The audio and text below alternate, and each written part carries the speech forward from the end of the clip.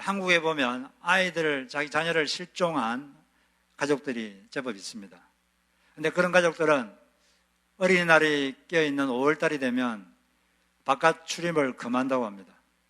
왜냐하면 비슷한, 자기 실종한 아이와 비슷한 나이의 아이들을 보면 부모 가슴이 너무나 미어져서 견디기가 힘들기 때문이죠. 이 자녀를 실종하게 되면 그때부터 부모님들의 인생의 시계는 그냥 거기서 멈춘다고 합니다. 더 이상 직장도 못 가고 생계 유지도 못하고 그냥 평생 아이를 찾아서 헤매는 게 그들의 일이라고 합니다. 대부분이 그렇게 비슷하게 산다 그래요. 1999년도에 오산초등학교 2학년 윤지연 양을 9세 때 집 근처에서 잃어버렸는데, 그 아버지는 실종된 지 직업을 그만두고 전국 방방곡곡을 헤매고 다녔습니다. 전단지를 만들고 배너를 만들어서 다 붙이고 나눠주고, 혹시 시체라도 찾을까 해서 잠수도 동원하고 이렇게 했는데 결국 찾지를 못하고, 너무 스트레스 쌓이니까 부부 사이에도 이렇게 스트레스가 있고 서로 다툼이 있고 그러다 보면 부부도 이혼하게 되고 이렇게 됩니다. 그만큼 이 자녀를 잃어버리면, 자녀를 실종하게 되면 부모가 너무 가슴이 아프죠. 너무 고통스럽고 너무 슬픈 일입니다. 왜냐하면 자녀를 사랑하기 때문이죠. 그 사랑이 너무 크기 때문에 너무 고통스러운 겁니다. 하나님께서 인간이 되신 분이 예수님이신데, 하나님께서 왜 인간이 되셨습니까? 실종한 자녀들을 찾으려고 이 땅에 오신 겁니다. 원래 모든 인간은 하나님의 자녀들이었는데 인간이 타락해서 하나님 품을 떠나버렸어요. 실종됐습니다. 그 실종한 자식에 대한 너무 가슴이 아프셔서 하나님께서 직접 인간이 되셔서 이 땅에 오셔서 우리 실종한, 잃어버린 자식들을 찾으려고 오신 거죠. 그만큼 그분은 우리에 대한 사랑이 크다는 것을 방증해주고 있는 것입니다. 어쨌든 이 자식을 잃어버린다는 건 너무나 큰 고통이에요.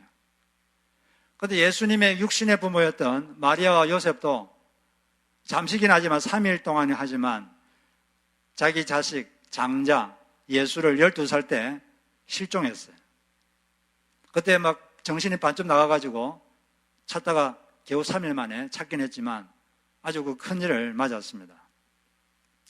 예수님의 육신의 부모인 마리아와 요셉은 율법을 잘 지키는 사람들이었습니다. 성경 율법대로 1년에 한 번은 유월절이 되면 모든 유대인들은 예루살렘에 있는 성전에 가서 절기를 지켰습니다. 예수님은 그 당시 나사렛이라고 하는 유대 북부 지방에 살고 있었어요. 갈릴리 호수 옆에 있는데 거기서 예루살렘까지 약 100마일 됩니다. 약 140km. 걸어서 올라가려면 한 5일 정도 걸려요. 그런데 이동하는 과정에서 도적대들이 있기 때문에 보호를 해야 됩니다. 그래서 앞부분에는 남자들이 몇 명 가는 게 아니라 무리를 지어서 가는데, 친척들과 마을 사람들이 같이 모여서 가는데, 앞부분에는 남자들, 중간에는 부녀자들, 노인들, 그리고 아이들 가운데 보호하고, 그 다음에 또 맨 뒤에 또 남자들이 지킵니다. 그런 식으로 이제 무리들이 이동해서 가는 거죠. 그 예수님께서도 부모님들과 함께 예루살렘에서 유월절이 뭡니까? 출애굽, 애굽에서 해방된 걸 기념하는 건데, 그걸 이제 기념하기 위한 건데, 우리들도 정기적으로 우리를 구원하신 예수님을 생각하고 정기적으로 감사하는 시간을 가져야 되겠습니다. 그래 이제 유월절 마치고 돌아가는데 하루길쯤 갔을 때 마리아와 요셉이 소년 예수가 그 무리 중에 없는 걸 발견했어요. 얼마나 가슴이 아프겠습니까? 정신이 반쯤 나가서 막 찾아다녔습니다. 근데 3일 만에 예루살렘 성전에서 예수님을 찾았어요. 근데 거기 보니까 12살 된 소년인데 그 당시 저명한 학자들과 성전에서 토론을 하고 있습니다. 유대인들은 이 교육을 옛날부터 지금까지 뭐 주입식으로 하지 않아요. 토론하고 질문하고 답하고 이런 식으로 합니다. 그때도 그렇게 예수와 그 저명한 학자들이 질문하고 답하고, 그런데 이 학자들이 그 놀라운 지혜와 학식에 깜짝 놀랐어요. 어떻게 12살 된 소년이 이런 지식과 학식이 있는가? 그런데 예수님은 그때도 하나님의 아들이었고 언제나 하나님의 아들이었죠. 단지 자신이 하나님의 아들인 줄 늘 알고 계셨지만 공적인 사역을 하기 전까지는 그것을 드러내지 않았을 뿐입니다. 하나님께서 드러내라 할 때까지는 가만히 그냥 조용히 계신 거죠. 이런 이제 사건을 통해서 우리가 배울 수 있는 교훈이 있는데, 그 뭐냐면 먼저 예수를 놓치면 다 놓친 것이라는 것입니다. 예수를 놓치면 다 놓친 겁니다. 예수를 늘 우리는 모시고 살아야 됩니다. 마리아와 요셉이 절기를 잘 지내고 재미있게 즐겁게 잘 다녔어요. 근데 만약에 그날 자기 장자인 예수를 실종했다면, 분실했다면 그 뒤로 정상적인 삶을 살 수 있겠습니까? 부모 마음은 2000년 전이나 지금이나 똑같아요. 아까도 그런 예를 말했지만 또 어떤 5세 된 딸을 잃은 부모님은 아빠는 일용직, 엄마는 식당에서 일했는데 아이를 잃은 다음에는 두 분 다 생업을 포기하고 대출 받아가지고 작은 트럭을 하나 사서 트럭에서 라멘으로 끼니를 때우면서 그렇게 평생 찾아다녔어요. 전국을 다니면서. 그렇게 하다가 너무 스트레스 받아가지고 아빠는 심장 판막증이 걸리고 또 부부도 헤어지고 엄마는 헤어진 상태에서 너무 우울해서 극단적인 선택을 하려고 시도하기도 하고 자식을 잃어버리면 거기서 끝납니다. 인생이 그냥 거기서 멈춰버려요. 차라리 시체라도 발견하면 단념할 텐데 그것도 아니니까 너무 고통스럽죠. 만약에 마리아와 요셉이 그때 예수님을 실종했다면 그들의 삶은 거기서 아마 정상적으로 살기가 힘들었을 겁니다. 우리가 열심히 살아요. 현대인들은 열심히 삽니다. 열심히 뭔가를 성취하려고 열심히 살아요. 열심히 사는데 예수님을 분실해버리면, 예수님을 잃어버리면 다 잃는 것입니다. 근데 사람들이 예수님은 잃어도 되고 예수님 말고 다른 걸 자꾸 찾으려고 하는 사람들이 간혹 있어요. 예수님은 좀 멀리 해도 내가 이것만 얻을 수 있다면 나는 기꺼이 그것을 위해서 예수라도 잠시 멀리 할 수 있다. 이런 생각을 가진 사람들이, 위험한 생각 가진 사람들이 간혹 있는 것입니다. 예수를 놓치면 다 놓친 겁니다. 왜냐하면 예수님이 하늘과 땅의 모든 권세를 갖고 계시고 그분은 우리 인생을 평가하는 분이십니다. 그분은 우리 인생을 평가한 다음에 우리 인생을 심판하십니다. 여러분들이 이 지구에 살 때 어떻게 살았는지 그걸 다 어느 날 그분은 심판할 겁니다. 그리고 그분은 우리의 주인이신데, 주인의 말 우리가 종이란 뜻이죠. 종이 만약에 주인의 눈 밖에 나게 되면 그거 끝난 거죠.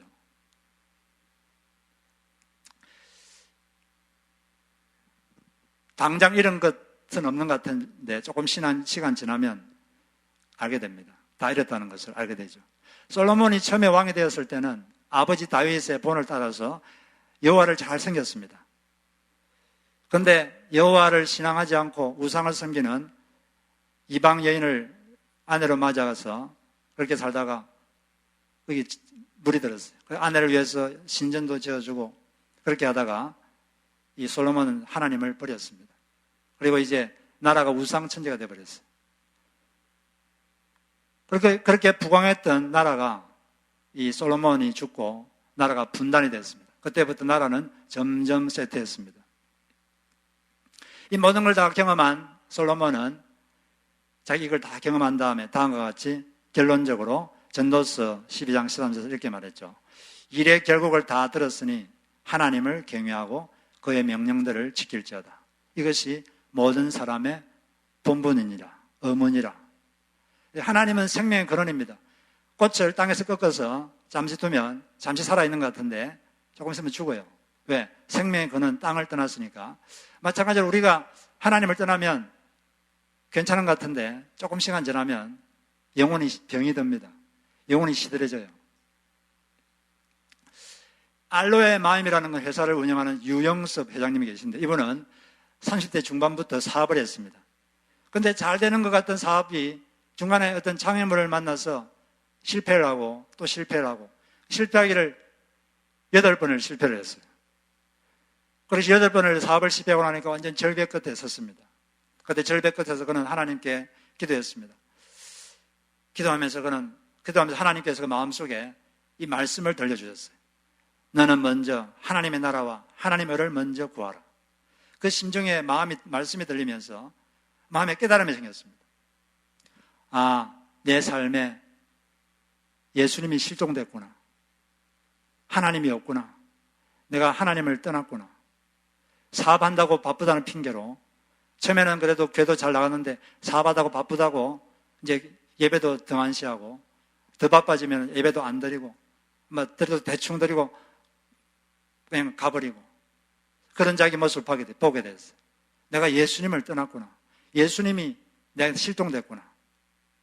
그걸 알고 그는 기도하면서 사업의 목표를 다시 정했습니다. 어떻게 되겠느냐? 사업의 목표를 하나님을 기쁘게, 사람을 기쁘게. 이렇게 이제 사업의 모토를 정하고 마지막 찬스라고 생각하고 이제 그 알로에 천연 화장품을 만드는 사업을 시작했습니다. 그때부터는 사업의 목표는 예배 드리는 것이다. 그래서 맨 첫 시간 매일마다 아침마다 첫 시간은 예배로 시작하고 월요일에는 기도회를 하고 그리고 매출이면 매출액의 정해진 퍼센트는 하나님의 일에 드리고 그리고 여름 휴가 때는 직원들과 같이 봉사활동하고 그리고 열심히 하나님을 섬기며 선교가고 그렇게 하면서 기도하면서 열심히 했습니다. 지금은 아주 중견기업이 되었어요. 아주 큰 기업이 되었습니다.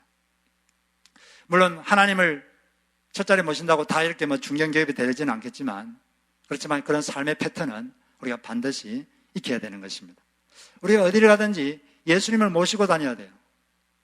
사람이 어디 있든지 혼자 있는 것하고 어떤 사람하고 같이 있는 것하고 마음가짐도 다르고 행동가짐도 다릅니다. 제가 제 방에서 일을 할 때, 제가 혼자서 일을 할 때하고 딸이 내 방에 들어와서, 제 방에 들어와서 옆에 앉아 있을 때하고 제가 행동하는 게 같을까요, 다를까요? 예, 다릅니다. 누구와 옆에 있느냐에 따라서 완전히 행동이 달라져요. 생각도 달라지고. 우리는 늘 예수님을 모시고 다녀야 돼요.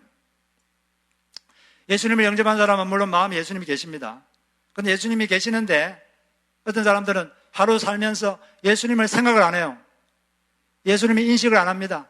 일어나서부터 잠자들 때까지 예수님 생각 안 하고 예수님 생각은 이제 예배당에 있을 때만 좀 생각했다가 그냥 잊어버리고 예수님을 실종해버려요. 그런 사람들이 간혹 있습니다. 예배당에 올 때도 몸은 와 있는데 마음에는 예수님이 없고 그냥 그렇게 되면 종교의식만 행하는 게 되는 것이죠. 그러나 우리가 정말 예수님을 어디나 모시고 다닌다면 우리가 설거지할 때도 옆에 예수님 모시고 같이 설거지하고 직장 갈 때도 같이 예수님 모시고 직장 같이 가고 산책할 때도 옆에 예수님 모시고 산책하고 누굴 만날 때도 같이 예수님 모시고 같이 만나고 그렇게 할 겁니다. 하나님이 우리를 사랑하시죠. 하나님 우리를 사랑하시죠. 그런데 하나님 우리를 사랑한다는 것과 하나님 우리를 기뻐하신다는 것은 다른 문제입니다. 하나님 우리를 사랑하시지만 우리를 기뻐하지 않을 수도 있어요. 우리의 삶의 어떤 부분을 하나님이 기뻐하지 않을 수도 있습니다. 우리의 어떤 삶의 부분은 하나님을 슬프게 할 수도 있어요. 그래서 성령을 근심하게 하지 말라.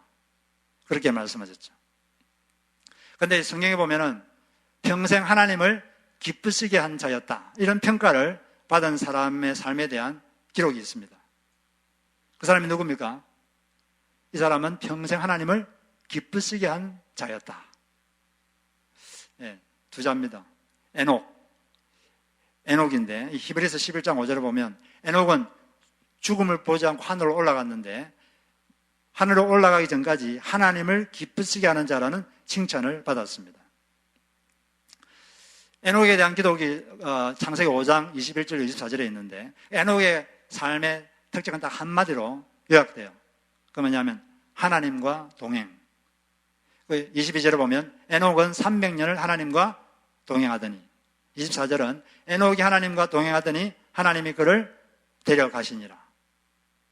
하나님과 동행했어요. 근데 에녹의 나이가 몇 살 때 돌아가셨느냐?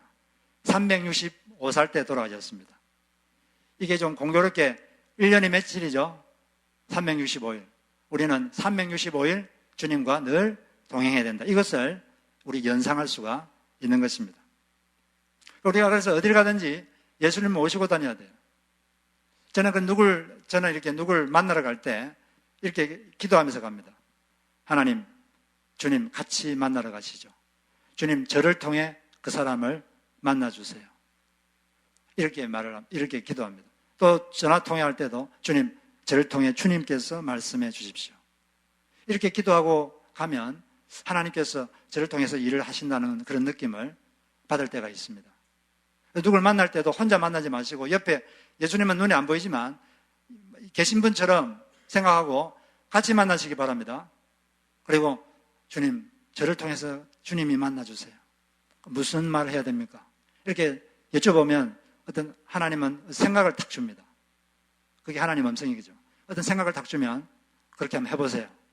해보고 결과가 어떤지 한번 지켜보시기 바랍니다. 그리고 무슨 일을 할 때도 혼자 하지 마시고 예수님 모시고 같이 하세요. 주님, 같이 이 일을 좀 하시죠. 주님, 어떻게 일을 해야 됩니까? 이렇게 물어보세요. 물어보면 어떤 생각이 갑자기 뚝 들어옵니다. 머릿속에. 그게 하나님이 주는 통찰이죠. 아이디어, 하나님의 음성. 그러면 그것 따라 한번 해보면 어떻다. 이걸 한번 경험해 보시고. 쇼핑할 때도 혼자 그냥 가지 마시고 쇼핑할 때 누구하고 같이 가야 됩니까? 예수님 모시고 가야 돼요. 안 그러면 그냥 충동적으로 사고 싶은 거 사고 돈도 없는 데가 막 사고 빚내서 사고. 미국 사람들은 소득이 높아져도 계속 빚이 늘어납니다. 왜 그런지 알아요? 버는 것보다 더 많이 쓰니까. 쓰고 싶어가지고 충동이 일어나면 써야 돼. 돈이 없어도 막 할부로 쓰고 크레딧 카드 끌고. 예. 우리가 뭘 살 때도 주님, 제가 이걸 사야 됩니까? 한번 물어보시고 주님께서 주신 마음을 따라 그렇게 사는 것이죠. 우리 항상 주님을 모시고 살아야 돼요. 그리고 아침에 처음에 딱 일어났을 때 눈을 딱 떴을 때 여러분 뭐 하십니까? 처음에 눈을 딱 떴을 때 무슨 생각하십니까? 10시에 TV에서 무슨 프로그램을 하지? 이런 생각 안 하시겠죠? 처음에 딱 눈을 떴을 때 다윗이라면 어떻게 했을까요? 다윗이라면 그렇게 했을 거예요. 나의 힘이 되신 여호와여, 제가 주님을 사랑합니다. 여러분 눈을 딱 처음 떴을 때 그렇게 고백하세요. 나의 힘이 되신 주여, 제가 주님을 사랑합니다. 이런 고백을 하시고 하루를 시작하시기를 바랍니다. 그리고 이렇게 매일 이렇게 사시면서 주님을 생각하세요. 주님을 인식하세요. 그리고 물어보세요. 요즘은 이제 한국에서 24시간 주님과 동행하자, 주님을 바라보자, 이런 운동을 일으키는 그런 게 있는데, 거기서는 영성일기라는 걸 씁니다. 영성일기가 뭐냐? 하루를 마감하기 전에 쭉 하루를 생각하면서 그날 했던 중요한 일들이 있었잖아요. 그때 내가 예수님을 생각했는가? 그걸 생각해 본 거예요. 내가 예수님을 생각했는가? 그리고 그때 예수님께 한번 여쭤봤는가? 여쭤봤을 때 예수님께서 마음속에 어떤 생각이나 메시지를 준 게 있는가? 있으면 내가 그걸 한번 실천해 보았는가? 실천해 보았을 때 어떤 결과가 나타났는가? 내가 아침에 처음에 일어났을 때 예수님을 생각했는가? 내가 누굴 만날 때 그때 예수님을 생각하며 만났는가? 이런 걸 좀 한번 쭉 돌아보면서 자기 느낌을 적는 건데, 기록하는 게 귀찮으면 생각이라도 해보세요. 자기 전에 내가 하루에 예수님을 얼마나 모시고 다녔는가? 얼마나 예수님 생각하면서 어떤 일을 했는가? 그걸 한번 머릿속으로 정리해 보시고 그렇게 여러분 사시기를 바랍니다. 그렇게 할 때 우리가 24시간 주님과 동행할 수 있어요. 근데 이렇게 우리가 주님과 동행을 잘하려면 주님 앞에 머무름이 필요합니다. 예수님께서 3일 동안 부모님 눈에 안 보였는데 예수님이 어디 계셨습니까? 성전에 계셨는데 마리아와 요셉이 황급히 예수님을 만나서 물었어요. 이렇게 말이죠. 아야 어찌 하였느냐? 우리가 정신이 반쯤 나간 상태에서 너를 찾아다녔다. 그러니까 예수님께서 어찌하여 저를 찾으셨습니까? 제가 제 아버지 집에 있어야 될 줄을 모르셨습니까? 약간 어투가 좀 그런데 왜 이렇게 말씀하느냐? 주님께서는 자신은 하나님의 아들이라는 사실을 그 어머님에게, 그 부모님, 육신의 부모님에게 말을 해주고 싶었던 거죠. 예수님은 100% 인간이시고 100% 하나님이십니다. 그때도 그랬고 언제나 그랬죠. 근데 예수님은 독특한 의미에서 유일하신 하나님의 아들이고 우리 예수 믿는 사람들은 다 입양된 하나님의 자녀들이죠. 근데 입양해본 사람들의 말을 들어보면 자기 배에서 자기가 직접 낳은 자식하고 입양한 자식하고 사랑의 정도가 똑같다고 합니다. 한번 입양해서 해보면 안 그럴 것 같은데 길러보면 똑같이 사랑하게 된대요. 마찬가지로 하나님도 우리 예수님에 대한 사랑이나 예수님을 믿어서 입양된 우리에 대한 사랑이나 똑같은 줄로 믿습니다. 아들이기 때문에 자기는 하나님의 집, 성전에 있어야 된다는 거죠. 성전이라는 것은 바로 하나님이 임재해 계신 곳입니다. 하나님이 임재해 계신 곳이죠. 하나님이 임재해 계신 곳에 자기는 머물러야 된다는 거죠. 하나님과 나는 늘 우리 아버지와 늘 교통해야 된다. 아버지와의 교제 안에 머물러 있어야 된다.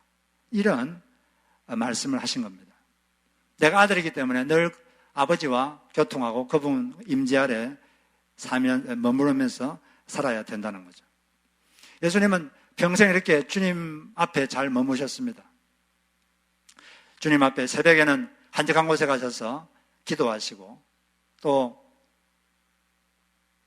낮에도 일과 중에도 사람들이 막 몰려올 때도 또 한적한 곳에서 기도도 하시고 그렇게 주님 앞에 잘 머물러 있었어요.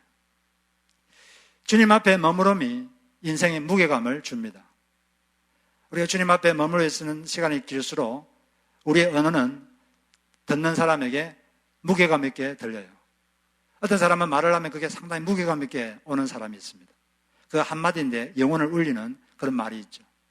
왜냐하면 왜 그렇게 들리냐면 그 사람의 인생의 배경에 하나님 앞에 머무는 그런 삶, 이것이 배경에 깔려있기 때문입니다. 우리 삶에 이렇게 무게감이 있으려면 주님 앞에 자주 머물러 있어야 돼요.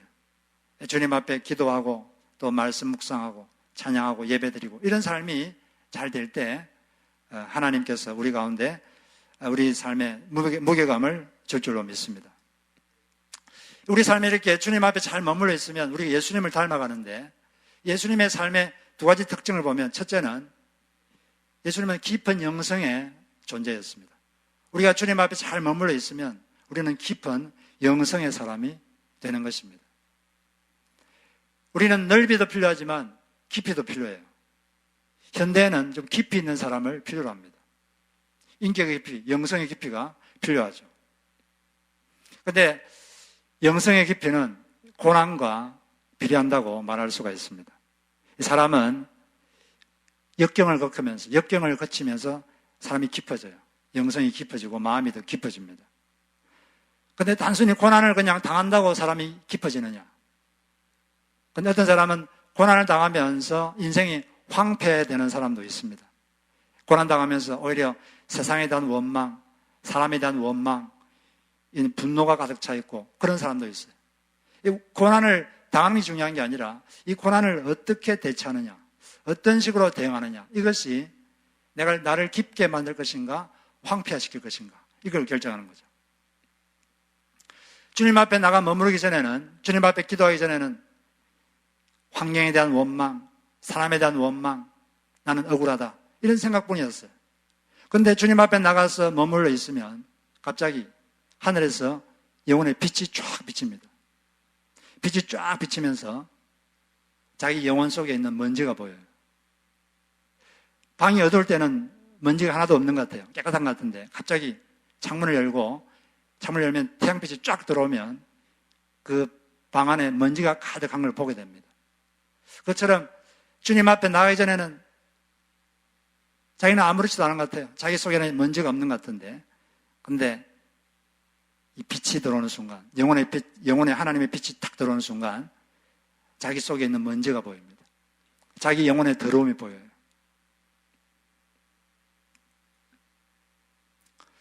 천지 창조할 때 주님께서 빛이 있으라. 그 빛이 있었는데 그처럼 우리가 그분께 가면 우리 영혼에 빛이 비칩니다. 그 빛이 모든 걸 다 반전시킵니다. 빛이 비치기 전에는 누가 자기의 잘못을 말하면, 누가 자기를 비판하면 오직 그 사람이 믿기만 했어요. 오직 미움만이 지배했습니다. 내 자존심이 상했다. 상대방이 나한테 무례했다.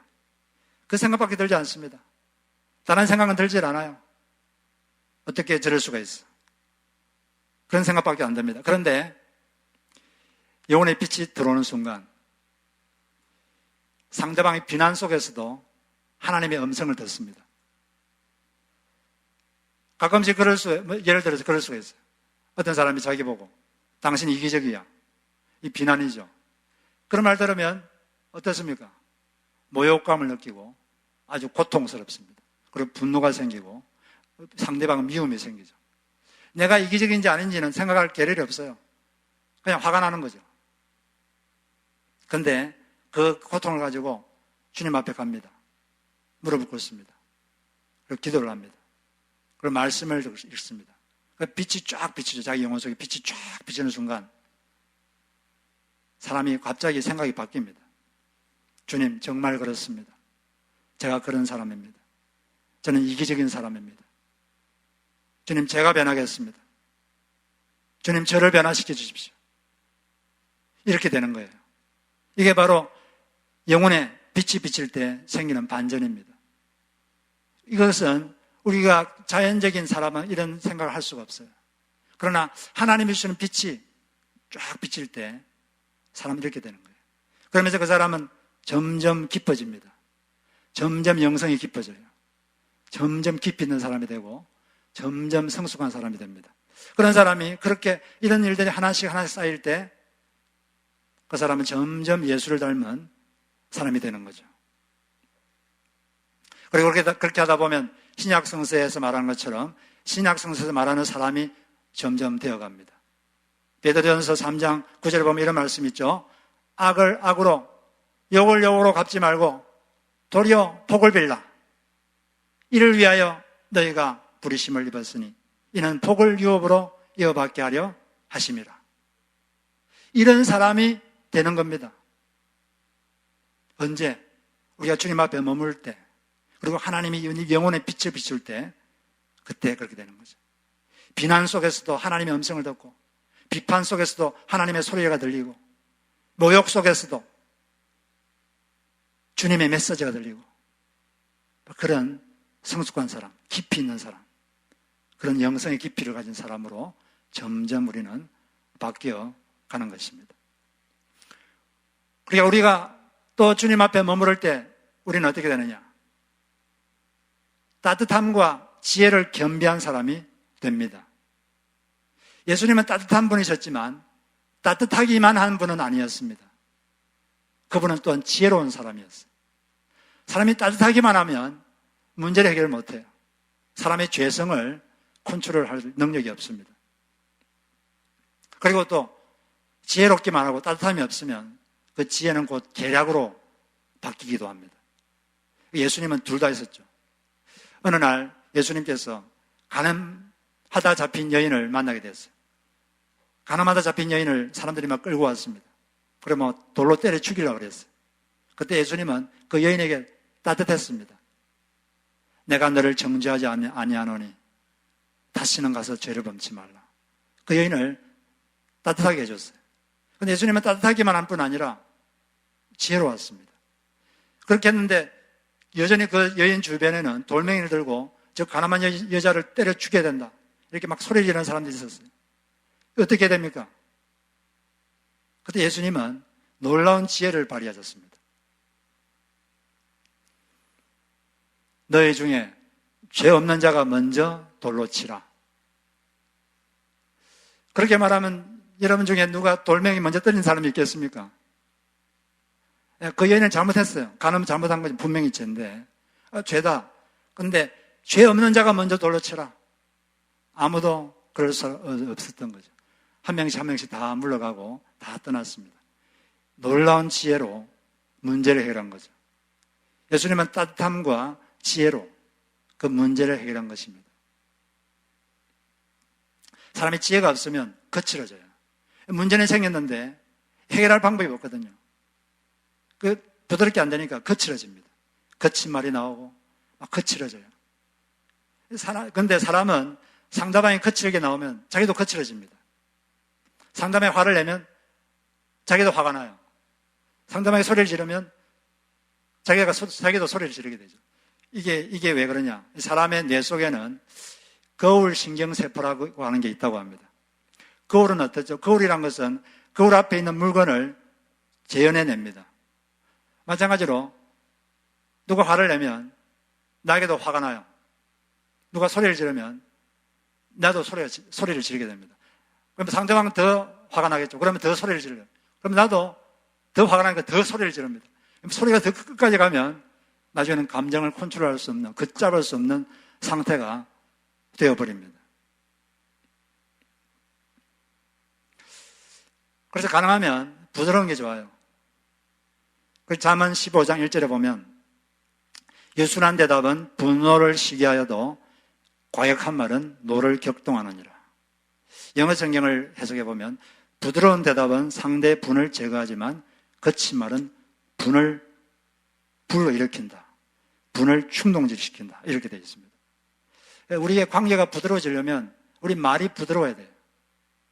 말이 부드럽고 또 목소리가 좀 더 낮아야 돼요. 더 부드러워지면 이렇게 되면 우리의 관계들이 더 부드러워지고 덜 밝아집니다. 우리의 말과 말의 내용과 말의 방식이 더 부드럽고 더 따뜻한 그런 말들이 있어야 될 줄로 믿습니다. 그런데 따뜻하기만 해서는 해결할 수가 없어요. 축구 감독이 있다고 합시다. 축구 감독이 사람이 따뜻해요. 선수들을 따뜻하게만 해준다고 됩니까?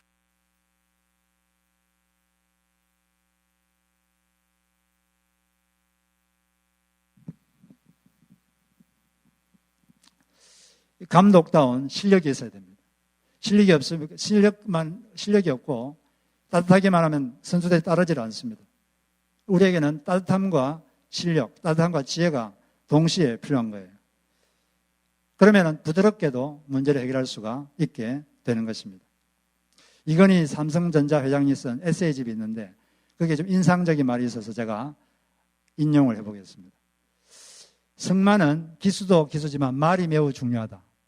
말은 훌륭한 조련사를 만나야 좋은 말이 될 수 있다. 조련사도 그 기술이나 능력에 따라서 여러 등급이 있는데 2급, 1급, 특급이 있다. 2급 조련사는 주로 회초리로 말을 때려서 길들인다. 1급 조련사는 당근과 회초리를 함께 쓴다. 못할 때만 회초리를 쓰고 잘하면 당근을 주는 것이다. 그러나 특급 조련사는 회초리를 전혀 쓰지 않고 당근만 가지고 훈련시켜서 훌륭한 말을 키워낸다고 한다. 여기 배너 영화를 보면 메살라가 나오고 배너가 나오는데 마지막 마차 경구를 할 때 메살라는 채찍으로만 엄청나게 채찍으로 말을 때립니다. 실력이 있기 때문에 막 잘 달려요. 그런데 배너는 채찍을 쓰지 않아요. 채찍을 전혀 쓰지 않습니다. 그런데도 결국 승리했어요. 그리고 배너는 그 전날 밤 말을 껴안고 사랑을 고백합니다. 말을 어루만지면서 사랑을 쏟고 용기를 북돋아 주기까지 합니다. 그런데 배너에게 따뜻함만 있고 말 모는 기술이 없었다면 우승할 수 있었겠습니까? 할 수가 없죠. 이 특급 조련사가 되려면 따뜻함도 있어야 되지만 실력도 있어야 돼요. 그리고 기술, 이 지혜가 있는 것입니다.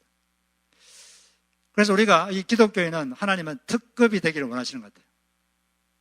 사실 1급만 해도 대단한 거거든요.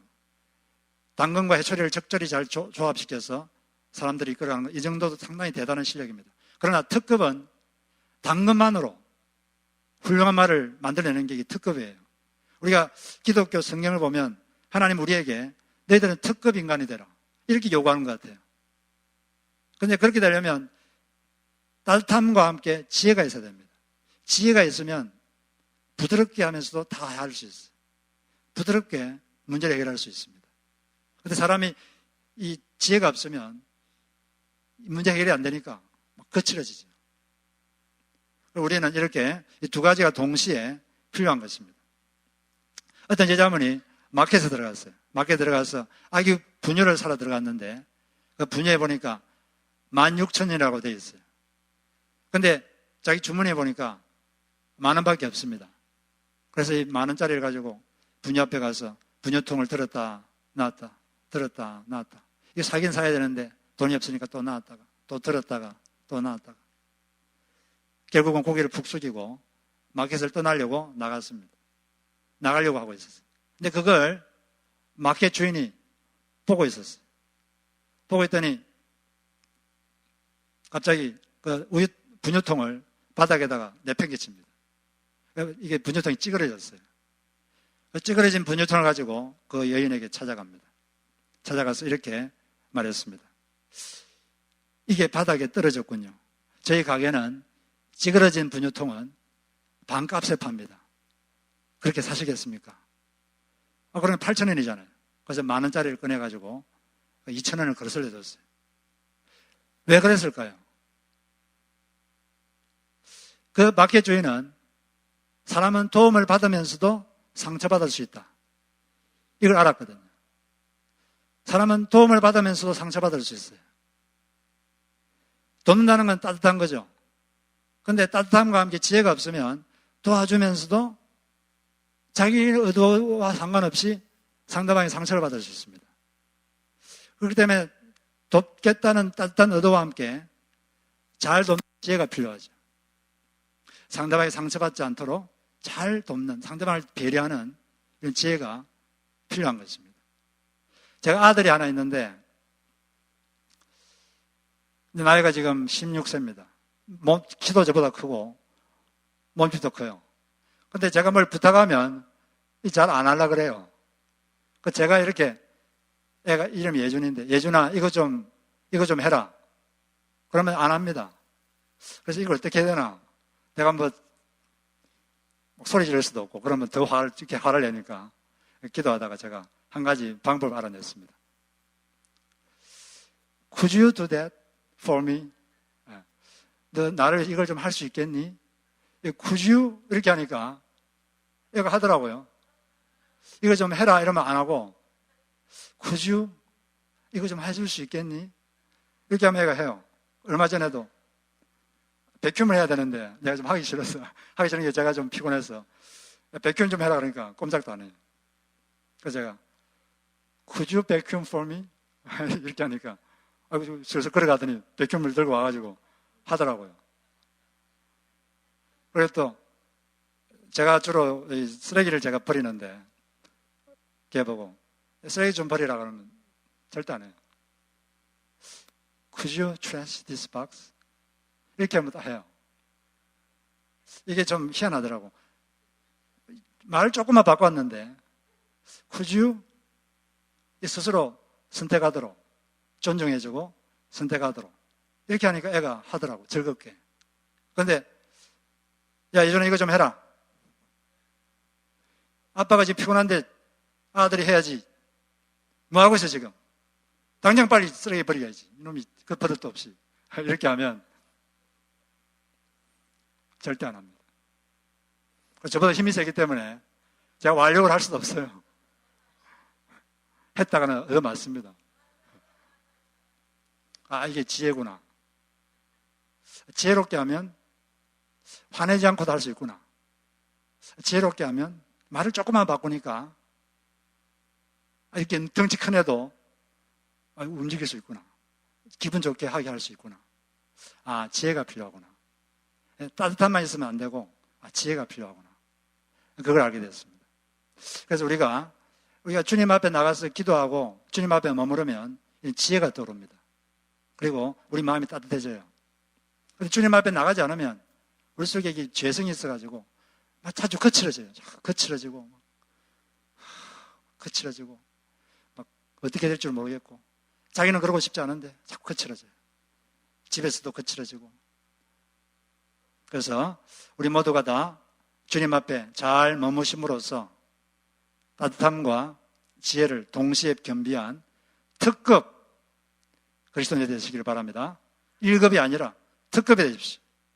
부드럽게, 지혜롭게 모든 문제를 해결하고 여러분이 해야 될 일을 성취해내는 그런 놀라운 여러분 되시기를 주의 이름으로 축복합니다.